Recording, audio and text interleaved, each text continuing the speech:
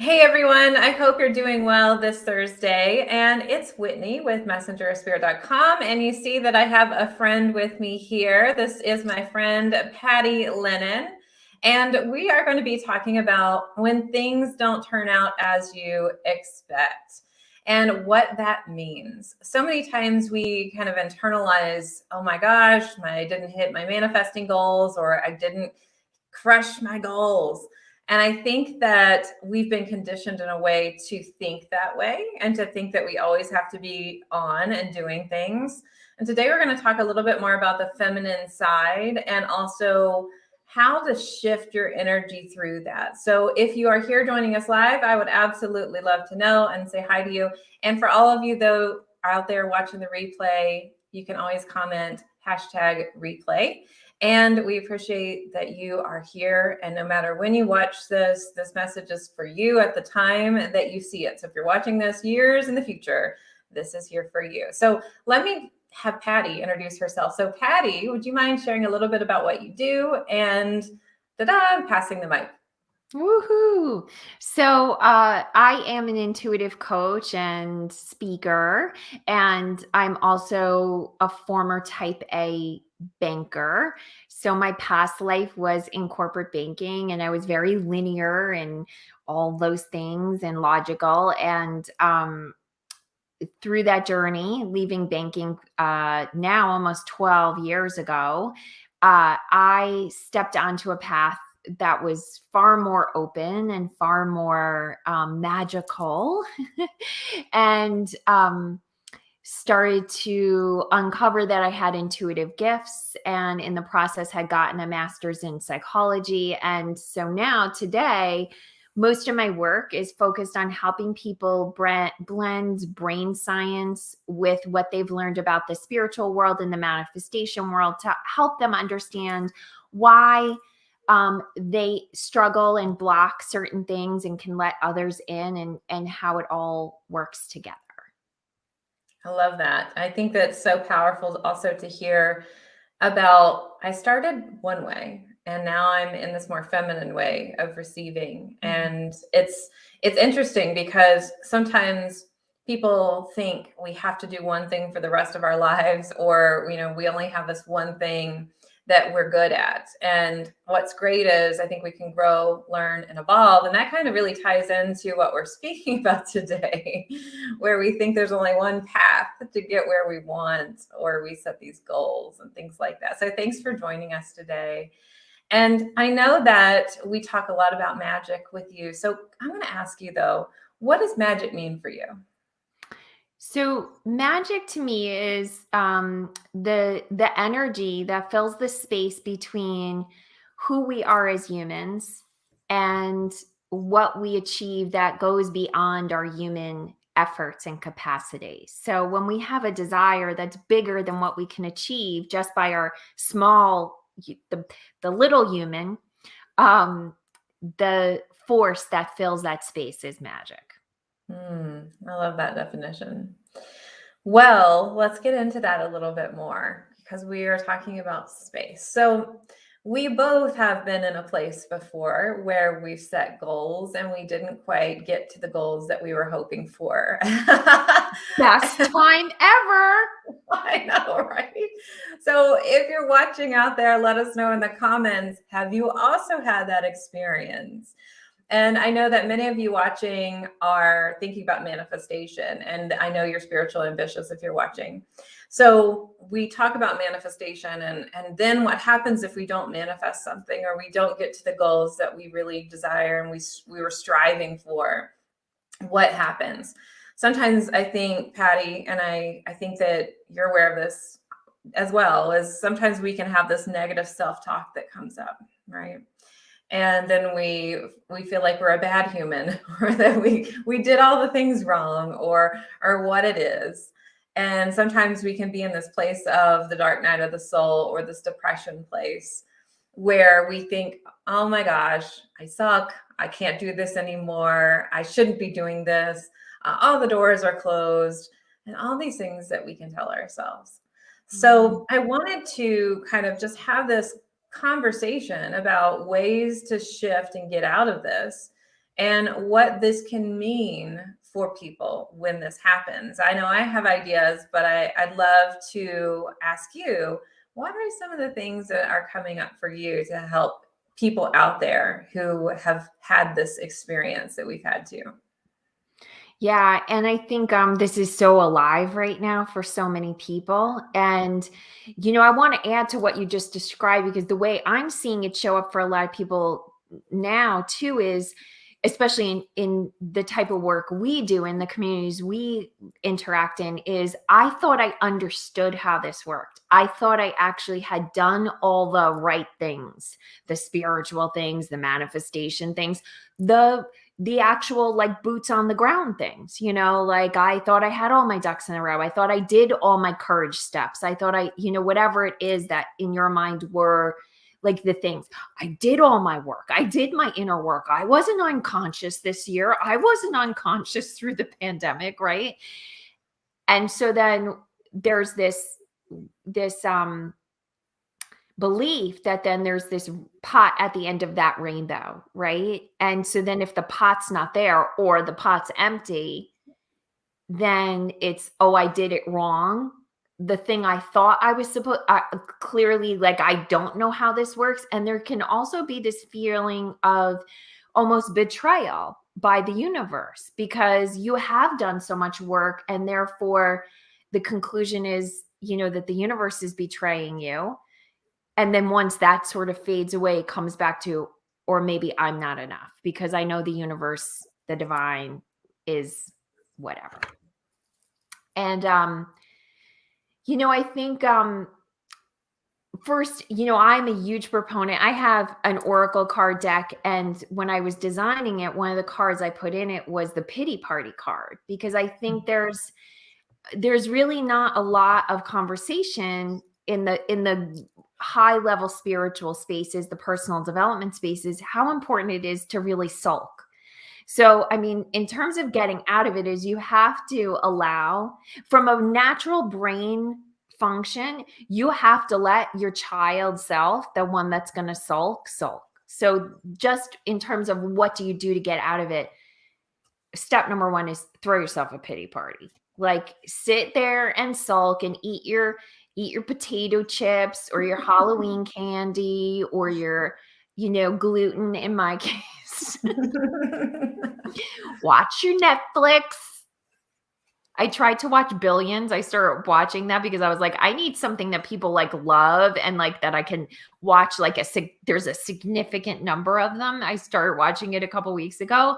Oh God, it's so horrible. It's more like, I'm like, no, this isn't helping. So consume things that make you actually feel better about humanity, not necessarily that like there are just horrible people out there, but I think design a really good pity party for yourself. And part of that is the essence of it should feel very irresponsible. It should feel kind of indulgent. And yes, there he is. Thank you, Whitney. Yeah. Thank you. I like that. I like that a lot. And I think that in the spiritual world, people can try to spiritually bypass their emotions and think, oh, I can't feel bad. I can't feel bad because then I'm going to attract bad things. And I'll get questions of, well, how do I know if this was like a lesson? Or how do I know if I created this because I was mad for 3 days or something like that? And it's just important to realize that we're humans and we have a human experience. And I love everything that you said about that.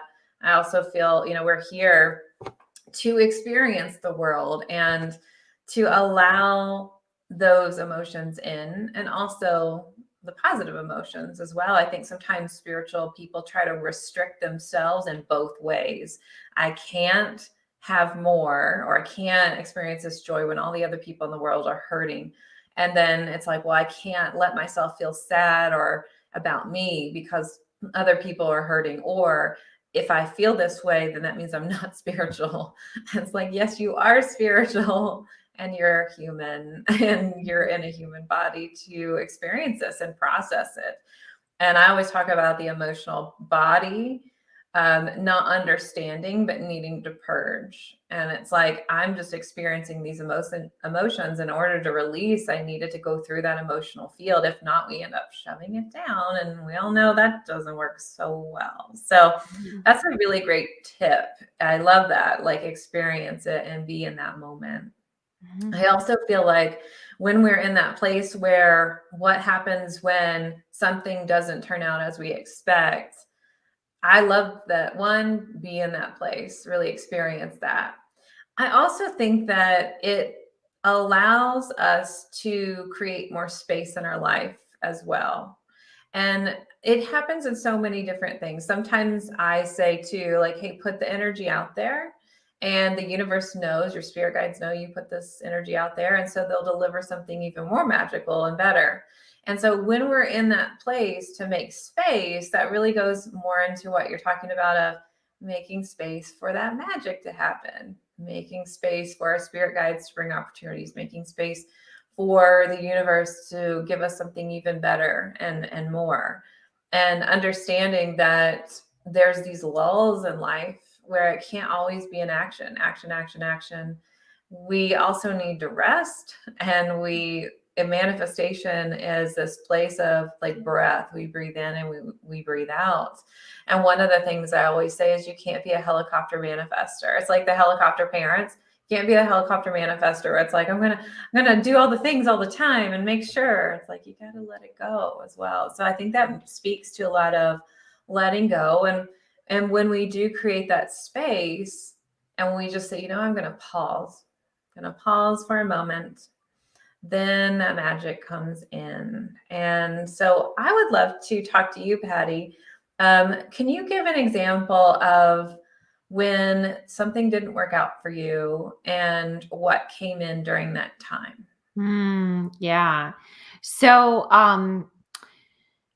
the most, certainly the most, like easy, the low hanging fruits on that is when, I'm doing something in business and it doesn't work. Right. Mhm. And I think I've done all the things.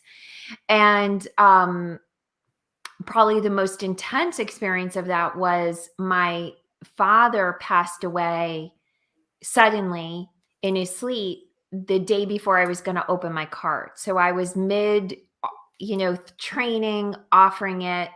The next day I was going to be opening the cart, and he was, and I was going to be, and I was deep in grief. And actually, I can't even say I was in deep in grief, because the cops came to my house in the morning and, to tell me, and I was opening the cart the next day, and I knew I was in shock, but I knew enough to know by the next day I was in no shape to be offering something. And in that case, it wasn't that it didn't necessarily work, but you know, life served me up a total left curve. And I let everything go, and I just honored what was happening. And because it was grief, it was a little bit easier to honor what the divine was putting in my face, which was, don't do this. This is not for right now. And I've had lesser experiences of that, meaning it wasn't so like in your face. It was like I offered something, and not as many sold as I thought I was going to. And did it make sense to even run the program or whatever? But in that particular year, that was 2019, I just let go, and I did not do anything for like 3 months. And ultimately that year, I actually had one of the best financial years in my business. But at the end of that year, because of that space I had created, I had such a different perspective on what I taught, what was important. Like, almost like, if you keep shaking a container with cream in it, you're going to just end up with half and half, right? And like, this is not a good metaphor, because I know this is not how half and half works. But if you let it go and the cream sort of rises to the top, then you actually can see what is like the really rich, dense, beautiful, most delicious part of what you have to offer. But when you're constantly shaking it with action, Yeah. you don't really get to see that. And all of a sudden, a whole different version of my business was revealed to me. And that clarity never would have come if I was in the midst of all this business activity. Yeah, that's beautiful. That's a beautiful way to look at something and to really see something that's could be really perceived as a negative and to shift it into this learning experience and this transformative place where you actually open to more abundance and to more magic that flew And into your life. and I think to like um there's like, yes, have the pity party, right? But also hold the understanding that the divine has a very beautiful plan. Like, even when, like, it's okay to feel the pain of it not going the way you thought it was going to go and legitimately honor that, but then also understand the story's not over. Like, you are in the middle of the story and you're judging like the dark night of the soul of the story as the ending, and it's never the ending.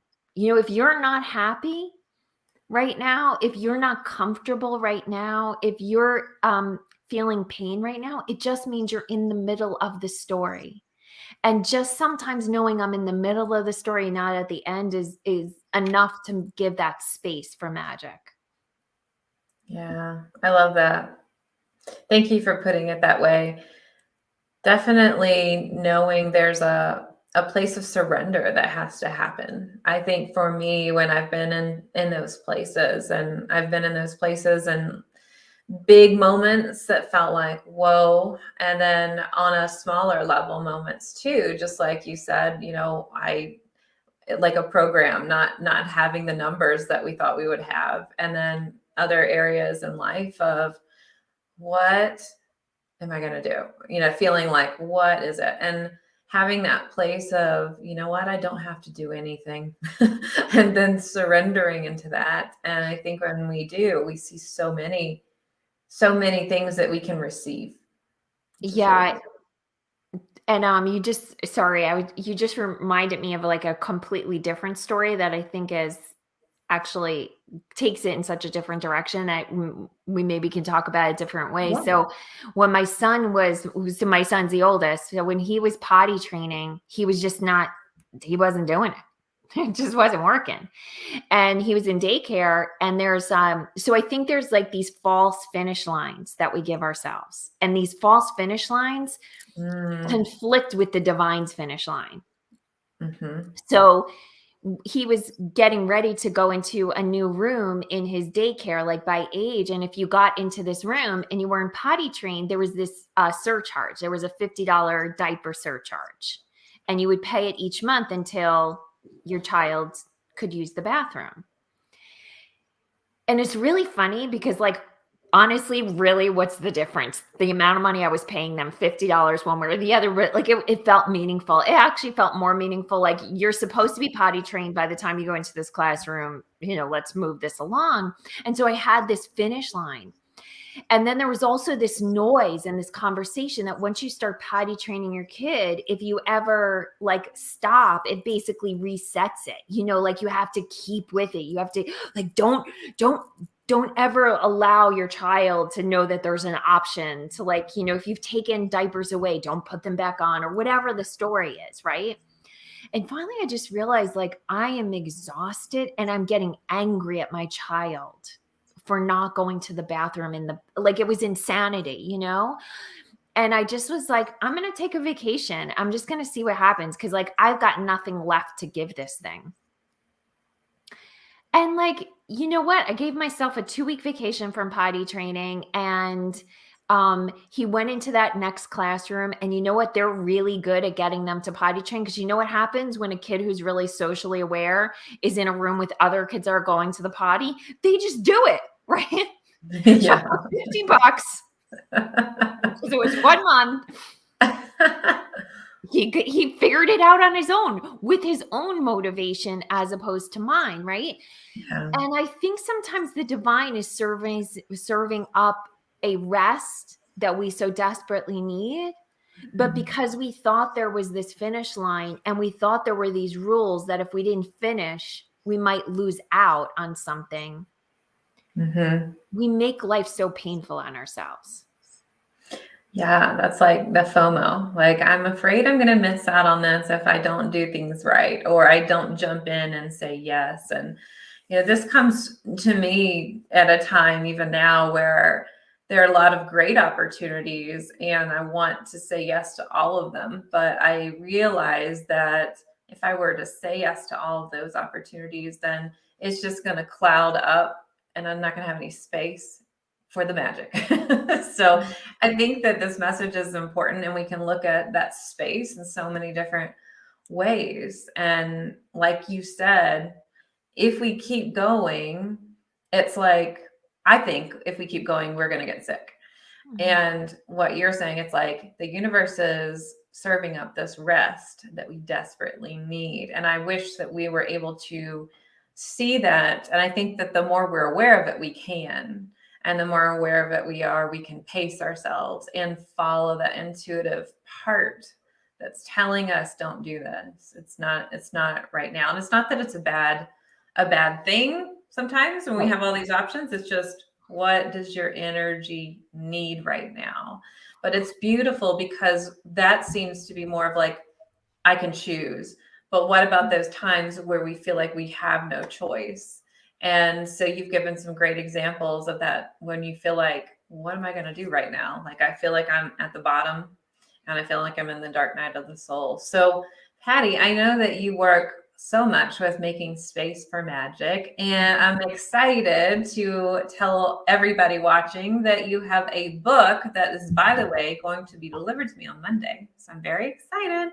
And it's Make Space for Magic. I'm so happy for you, my friend. And can you tell us a little bit more about your book? Yeah. So the book itself was born in my heart years ago. And it went through evolutions just inside my soul. Um and the finished product of the book that's out is a nonfiction book. So there is like a process that's taught on how to make space for magic within the book. But something that was really important for me was I read a lot. I know you do too. And I don't like books that feel like jobs, especially books that are spiritual in nature or law of attraction books that like there's something you have to do at the end of every chapter to like get the process, right? So it was really important for me that this book felt more like the books I love, which tend to be more of those storytelling books. Like Tosha Silver's books are just always so delicious to me. Outrageous Openness, The Surrender Experiment, a lot of Martha Beck's books, they tell a lot of the teaching is done through story. So that's a big part of the book. So the book, although it gives you a process, the process is absorbed by osmosis through the story rather than you having to stop and do certain things. So that's the book. And the primary story in the book is mine. So it's my journey from being this type A corporate banker through the death of my mom in cancer and learning a lot of things that way, through motherhood, which put me on my knees many, many times. And then finally, that time I said earlier when we were talking about the year my father died, and finally having it sort of all come together for me, how magic works. And specifically, that I had always believed that manifestation or the magic comes in a very siloed way. Like you manifest money, so you're focused on money. You manifest a relationship, so you're focused on the relationship. It's very like a very focused effort. You pray for something, and what I realized that year was that it's more just a field, and we're either in receptivity or resistance. And how do you get into receptivity? And that's what the book's about. I love that. So I have two questions. One, I'm going to ask you how people can find the book. But before that, I would love to ask you, what is your intention when you wrote the book for when someone has read it? That what would you love them to feel? What's your intention after they read it? um the number one thing I wanted someone to close the last page is to know how much the divine loves them, that Yeah. how unbelievably love they are in their Yeah. current form. I can With feel that emotion coming up too. I was feeling it a little earlier and I was like, okay, here we go. It might come up today. And when we're in that field of love is just so beautiful. It's just an unconditional feeling and it's a remembrance is how I feel. And I think that's such a beautiful intention. And when we're born into the world, we incarnate. I feel like we kind of forget almost like that we're so loved and we journey back to it on some levels. So that's so beautiful, Patty. Thank you for birthing this into existence, for manifesting it into existence. And can you tell everybody how to find your book? Yes.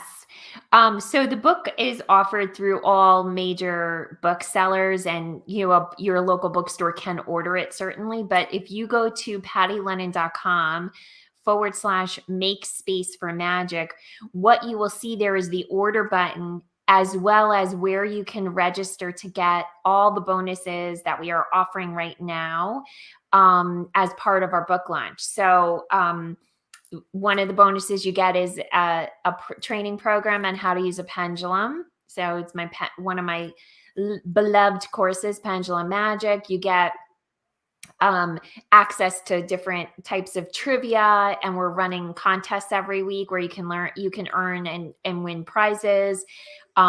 There's interviews with my publisher and my team that we talk about how to create a book and bring it into the world, and a bunch of other things. So that's the best place to go to. So you get all the good extras. I love that you're offering these bonuses. So you can buy the book and you get these bonuses, which are amazing. So I'm going to just spell it out for everybody and I'll put a link to it as well. But it's Patty, Patty, Lennon, LENNON.com/make space for magic. And you can order her book now. And Patty is also going to be one of our guest experts to answer my live Q&A in December for all of you who are inside of Aligned. And in that theme, our theme is Celebrate in the Flow, which goes so well with this message of creating space and making space for magic. So thank you so much, Patty, for being in my world and for sharing this with everyone and channeling. I bet channeling that book was a process, and I bet you felt all the love coming through from the divine too. I did. It was such a gift for me to be able to know that I had learned this in a very specific way that I think can be communicated to people's hearts. When we read something, our mind understands it, but it's when our hearts feel it that we can really receive it. So I do. Oh, that's so beautiful. That in itself is a journey and a beautiful process. I'm sure it was. All right. Well, thank you so much, Patty, for being here. Check out her new book, pattylennon.com/make space for magic. And for all of you who are in Aligned or who are going to be joining Aligned, she's going to be our guest expert in December to answer the live Q&A. All right. I will see you all next time. Thank you, Patty, for being here. Bye.